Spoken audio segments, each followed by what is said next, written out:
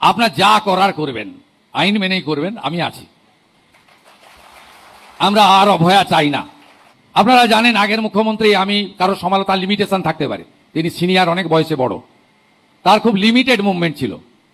আমার মুভমেন্টটা ভীষণ, আপনারা অনেকে কষ্ট পাচ্ছেন। আর মুখ্যমন্ত্রী খালি হাতে আসবে ভবানী ভবনে, এটা হতে পারে না, কিছু তো দিতে হবে। আপনাদের আপনাদের আপনাদের রেশনে 2017 সালে 1500 টাকা ছিল রেশনে ভাতা।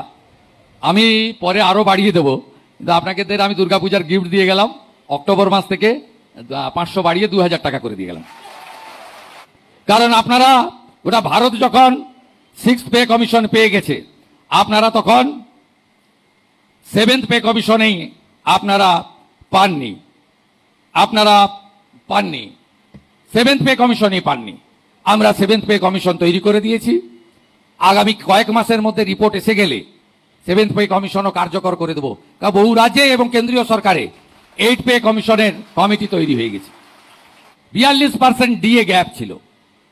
একদিনে পারবো না, সময় দিতে হবে। বাজেটে ঘোষণা হয়েছে 20% ডিএ অক্টোবর মাসে পাবেন। এবং আমি অর্থ সচিবকে বলেছি, অর্থমন্ত্রীকে বলেছি যে পুজোর মাসে, পুজোর আগে অক্টোবরের বেতন দিতে এবং 20% অ্যাডিশনাল দিতে। আপনাদের যে আগামী দিনে কল্যাণ পর্ষদ তৈরি করে দেব, সেটা প্রকৃত আপনার কল্যাণের কাজ করবে। তাদেরকে কখনোই ইউনিফর্ম খুলে টি শার্ট পরিয়ে মিছিল মিটিং লম্বা করার কাজে এই সরকার ব্যবহার করবে না।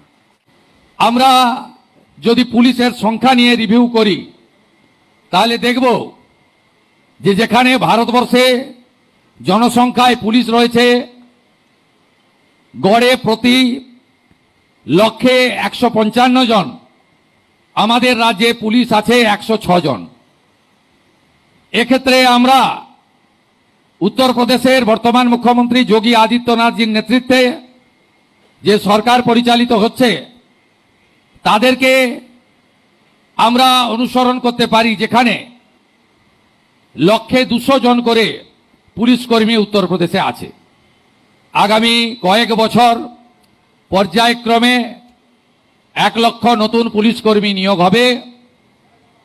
ইতিমধ্যে 47,000 ভ্যাকেন্সি আমাদের মধ্যে আছে।